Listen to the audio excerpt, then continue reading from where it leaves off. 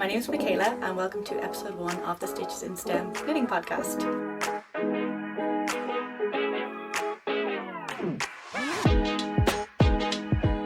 I have been sitting here for about half an hour trying to hype myself up to make this podcast, but I figured that the daylight is going to fade soon and my candle's going to burn out, so I just have to swallow my nerves and get over it. So here we are. So I have been wanting to make I've been thinking about making a podcast for a while, and the reason is that I love to talk about knitting and I do share my knits on Instagram, but there's so much that I want to say that I know would be better suited to a video format. I usually just end up telling my friends and family and my boyfriend about these kind of things and they're very happy for me, but they just don't get it. So I figure I need a new outlet for this kind of thing. So here we are. I'm just going to follow a standard podcast layout for this. So talking about my whips, my finished objects, and maybe some plans. But as is standard with these kind of things, I guess I will start with what I'm wearing, which is also my first finished object. And this is the Weekender Crew by Andrea Mary. I'll pop a picture here. So this is a bottom-up sweater. It's mostly worked in reverse stockinette, except for the sleeves, which, well, they're also in stockinette, but the right side is facing out. It's got this slip stitch detailing down the middle, which also goes down the back, and it's got a split hem, and I suppose the most well-known feature would be the ribbing on the shoulders. The yarn I used is Tweed DK from Ballyhora Fibres, which is a studio in Limerick here in Ireland, and it's from her Scottish Highlands and Islands collection. This colour is called Querang, and it's this yellow toned green with tweed flecks. It's a tonal yarn, 100% superwash merino, and it's really nice. So I worked a size down for a more fitted shape. I worked it mostly on 3.5mm needles, but the cuffs and the hem I worked on 3mm needles because I don't like how much ribbing tends to pull in at those parts. It's mostly straightforward, although it is bottom up, so that kind of threw me off because I think most people prefer top down, as do I, and I wasn't able to check the fit as I went, but I compared the measurements in the schematic to the measurements of a jumper that I already really like, and it was actually the exact same, so I felt pretty confident in following the pattern because I had met gauge. The biggest change I made was with the sleeves. So if you know Andrea Mary patterns, you might notice that a lot of them have quite tight sleeves. I didn't think it was going to be a problem on this one because the sample photos, it's quite oversized and you can see how baggy it is, especially on the sleeves. So I didn't think it was going to be a problem, but I tried the sleeves on when I was halfway done with them and they were like glued to my arm. They were almost painted on. They were very tight.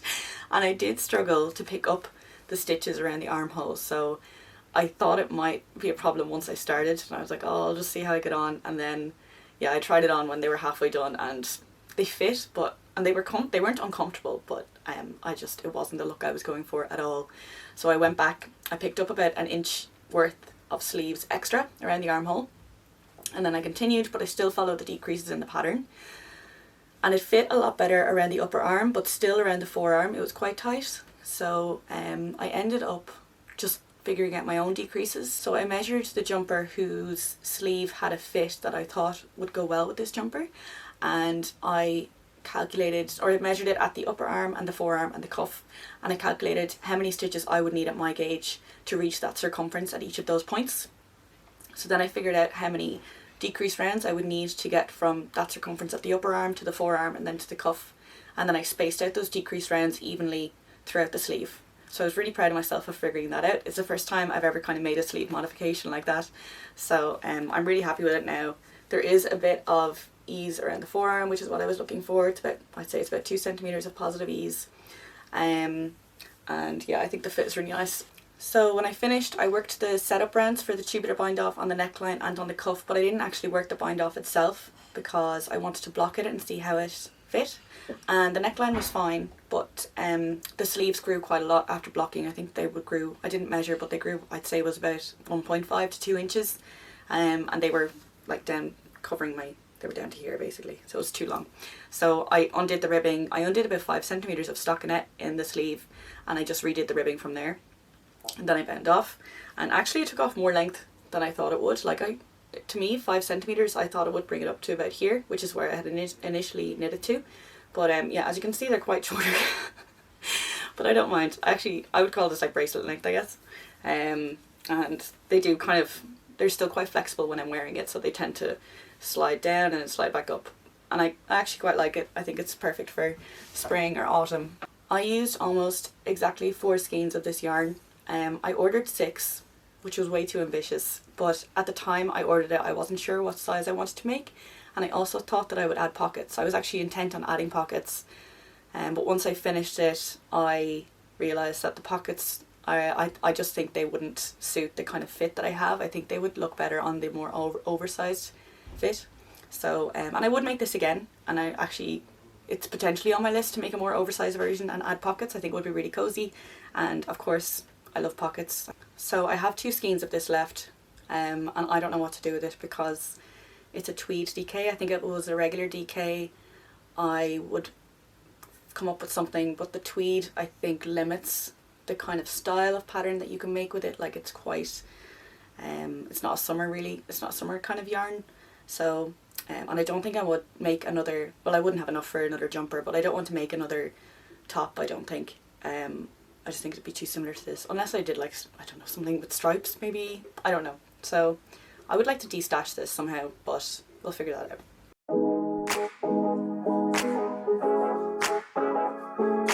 My next finished object is the Brownstone Beanie by Tori U, or Tori Knits NYC.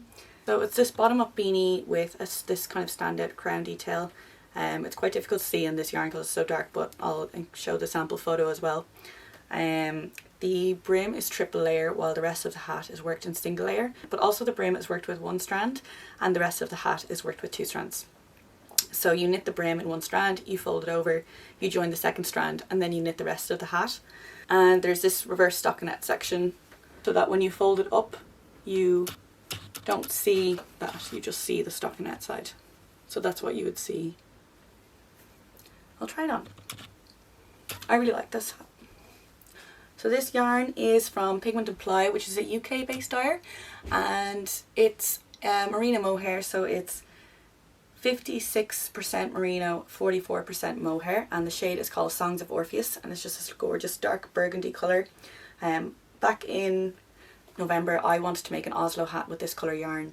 I saw the yarn when I was on a trip to Stockholm, and I already had yarn buying plans for Stockholm and I didn't want to stray, so I didn't get the yarn, but I just couldn't stop thinking about it. And then Jess from Pigment and Ply had an in-stock sale and I saw that there was a skein of this colour, so I just jumped on it. I had to get it and I'm really happy I did.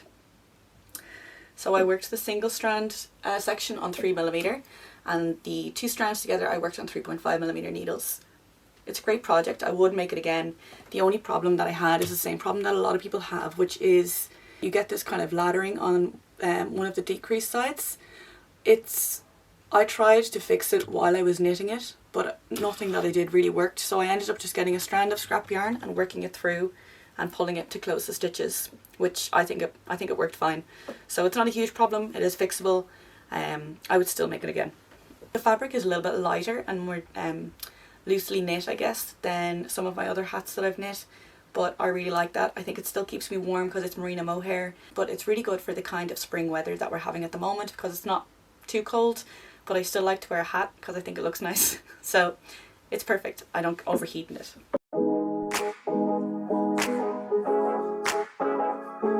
This is the Rainbow Town sock pattern, which is a design by Yuka, who's a Japanese designer.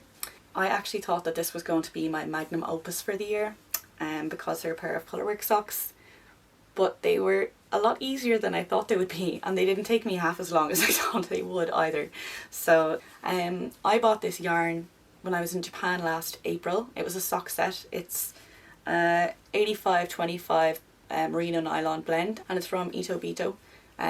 It's the Yuka 5th anniversary sock set, so I think it was like a limited colourway, I guess.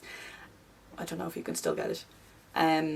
But I posted the sock set, a picture of the sock set on Instagram, and I mentioned in the caption that I needed to find a pattern to make with it, and the dyer actually commented and said that it was dyed with this pattern in mind. So that was my decision made for me. Of course I had to do the pattern that the yarn was dyed for. So I've been trying to work up the courage to make these ever since, and that was a year ago. I really thought that I was going to have to like frog a few times to figure out my tension. I've made colourwork things before but never socks, and my biggest concern was making the floats long enough, particularly on the leg, because they'd have to be long enough to stretch over my ankle but not too long that the stitches looked distorted once the sock was actually a bit more relaxed around my leg. So I worked these on 2mm needles, which is risky because I usually go up a needle size for colour work, and I just forgot with these. By the time I realised, I had already worked like an inch of the leg, so I just tried them on and they still fit. So I just decided to keep going with the 2mm, which worked out really well. My floats, actually I'll show my floats. For one of the sections I did ladder back jacquard. So here's my floats. I'm pretty happy with them. Those are on the foot, and then the leg, like I said, I did try to keep them long, but they're not too long. And this red section here, I used ladder back jacquard because I didn't want the red peeking through these white circles, especially when it was stretched. I thought they might show through. I'm not sure if it was necessary, but it was a new technique anyway for me to practice. For the heel, I used a fish lips kiss heel. The pattern calls for afterthought heel, but I've never done it on a pair of actual socks. I've done it on like a Christmas stocking, and I don't know, it just doesn't appeal to me. I don't want to do it. So I just did a fish lips kiss heel, which has worked for me in the past. I just added a few increases in this last stockinette round before the heel. So I started with a 64 stitch cast on, which meant that I had 32 stitches in my heel, and I knew that wouldn't fit. So I always add a few increases in the last stockinette round before my heel. Then I work the heel, and then I add the decreases back in on the first stockinette round after the heel. And they fit really well. At first I thought the heel was going to be too big, but maybe I have a big heel. They do fit. And then for the toe, they've been on blockers, so I don't know if you can really tell now, but I did an anatomical toe, so maybe you can see it better there. I did more decreases on this side than on this side, so I didn't follow a pattern. I just tried them on, and I started decreasing on this side but not on this side, and I kept trying them on every 2 rounds or so, and then I just at some point decided it was time to start adding decreases into this side, so that's what I did, and then I just grafted the toe together. So I'm really happy with these. As I said, I thought they were going to be my magnum opus. Maybe they still will be, but I feel weird calling something that took me 3 weeks to make my magnum opus, and it actually wasn't that hard and I really enjoyed it. They're quite addictive to knit because obviously every motif is like 8 rounds or something. So yeah, once you finish 1 round I just was like, okay, I'll just do 1 more, and I just kept going and going. So yeah, they worked up much faster than I expected.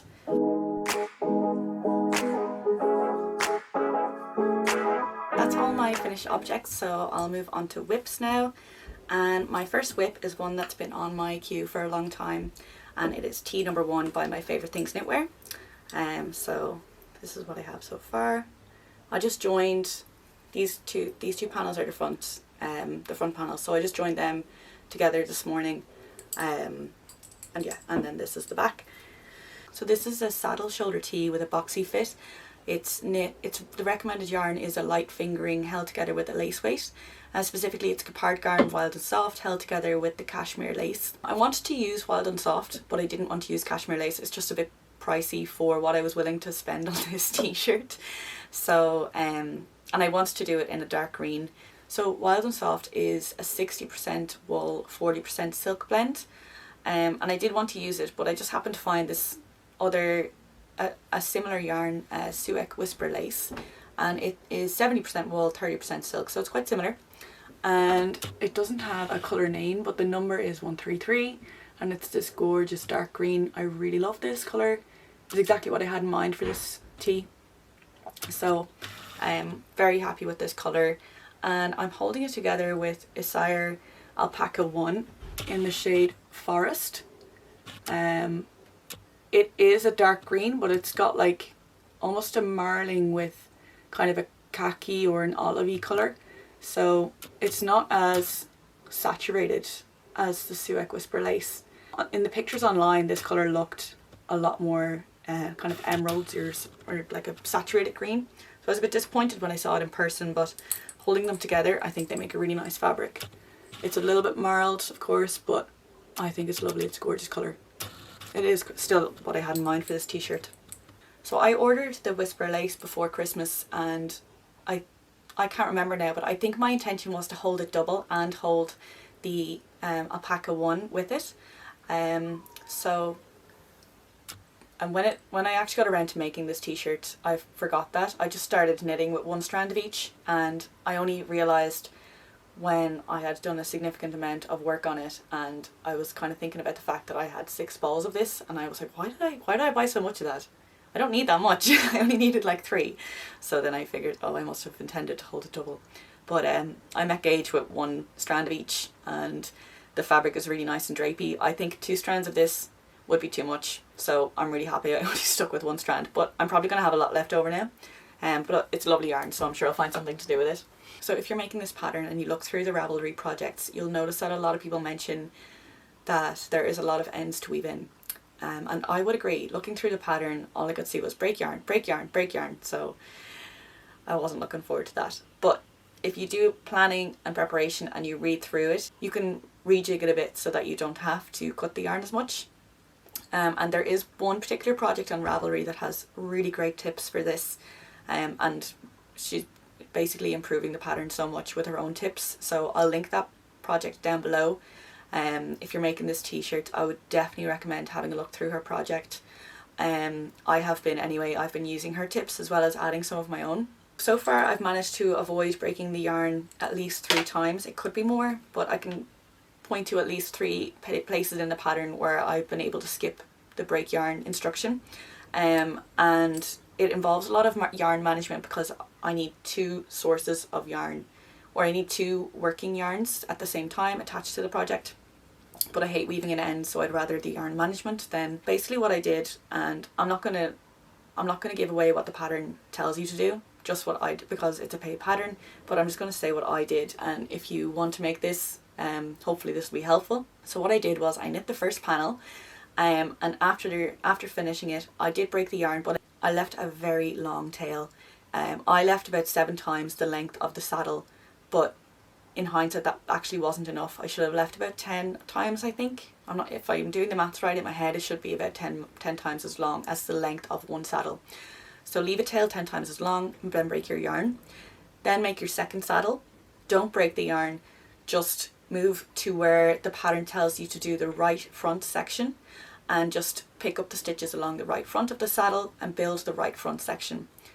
When you're finished that, add 1 row. So I think you end on the inside. So add 1 row so that you finish on the outside of the right front panel. And then leave that yarn attached. I put it into like a separate drawstring bag just to keep it out of the way while I worked the rest until I needed to come back to it. Then went back to that very long tail that I had left, and I worked the start of the back panel. So you're supposed to pick up the left back panel, cast on for the center back, and then pick up along the right back panel. So I did that using that extra long tail that I had left. And if the tail isn't long enough to do that, which it wasn't actually in my case, if you pick up along the left back panel, cast on for the center back, and then join your new ball of yarn, but leave a tail 4 times as long as the length of your saddle. You use that tail to pick up the right back stitches. So then when you have to return to the center back to start knitting, your working yarn is attached to that first stitch where it's supposed to be for you to build the back panel. Then I followed the pattern instructions to build the kind of center back section, and using short rows to build that whole back section. Once the back was finished, I broke the yarn, and I used that same yarn ball to build the left front panel. And again, when I was finished with that left front panel, I added an extra row just to match the right front panel. And then I was able to go back to the right front panel where I had left off on the outside. I was able to pick up my yarn and knit across to join the right and left. So yeah, I had to think a lot about that. And I probably did, I don't know if I explained it very well, but hopefully that's helpful if you're making that project. So if I didn't figure all of that out, I think I'd be pretty frustrated by now with all of the ends to weave in. So this is definitely a project that I would recommend planning ahead, reading ahead, really thinking about it. But I am actually really enjoying that. It's a kind of mental stimulation that I like in a pattern. Like most people, I like to have something a bit more mindless and something a bit more that requires a bit more thought on the other side. So that's ticking that box for me. The saddle panels worked really nice as a swatch. So I basically made the saddle and then blocked it. and it blocked out really, really nice. I don't like the unblocked fabric as much. It feels quite thick, but after blocking it feels a lot more lighter and drapey. So I'm really excited to finish this and block it. I think it is going to be lovely. I think it's going to be a really nice fabric. Although the pattern does use an animal fibre, I think this would be really nice, actually maybe even nicer in a plant-based yarn. I've seen a lot of products in Ravelry that have made it in Knitting for Olive pure silk, or cotton or bamboo yarns, and I think it would be lovely in one of those. I don't know if I'm going to want to make it again. At the moment it's a lot of knitting back and forth, which I don't mind, but it is a lot. So I don't know if I'll make it again, but I really like it, and I would recommend that you consider making it in a plant-based yarn if you're going to make it.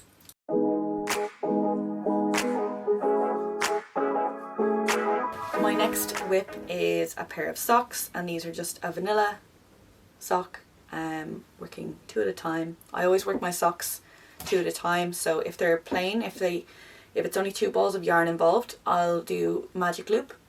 But if it's something like colour work, I'll do maybe like 30 rounds on one sock, 30 rounds on the other. It's more so to keep my tension the same rather than out of fear of second sock syndrome, which I don't think I would get, because I like knitting socks, and the thought of being able to wear a finished object is enough motivation for me to finish it. So I don't think I would get second sock syndrome. So yeah, I do 2 at a time to keep my tension the same, and also because I think it works up a lot quicker. I only cast these on Wednesday, which is, I think it's the quickest I've ever knit a pair of socks. Anyway, I'll backtrack a bit. The cuff is knit in Kremke Soul Wool, Edelweiss Alpaca 4-ply. That's a mouthful. I think that's what it's called. And the colour is the turquoise.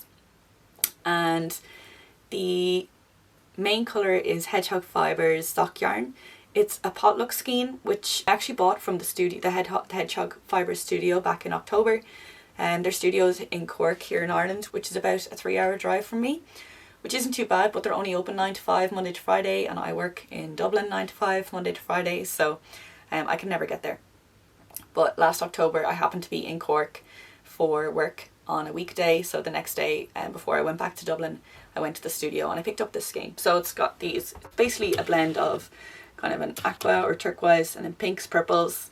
It's really lovely. I have a feeling it was a development skein for their Barbie colourway. They did a special Barbie colourway, which ended up looking a lot different, but just the colours are very Barbie-ish. And they had other development skeins of that Barbie colourway when I was in the studio. Like it was like I think it was like a hot pink and purple yarn that they ended up doing, and they had development skeins that looked very like that one. So I'd say this was another option. So after the Rainbow 10 socks, and before that I did the Pressed Flowers socks, I just really felt like I needed a palette cleanser. So I was actually really excited to cast these on, even though they're just a vanilla sock. And I really love how the yarn is working up. I love these colours. So their sock yarn is a 90-10 merino nylon blend. I'm working these on 2mm needles. It's a 64 stitch cast on, which I always do for my sock. I usually do a 60 round leg, but I think I'm going to do 70 just because they're working up so much faster than usual. So I just feel like I might as well keep going with them. I'm going to do a heel flap and gusset. I don't have a favourite heel, but heel flap and gusset was the first one I used, and I've never had a heel really turn out badly for me, so I kind of just do whatever I feel like doing as long as the pattern allows for it. Like sometimes you can't do a heel flap and gusset if it's like a colour work or something. But yeah, so I'm in the mood for a heel flap and gusset, so that's what I'm going to do.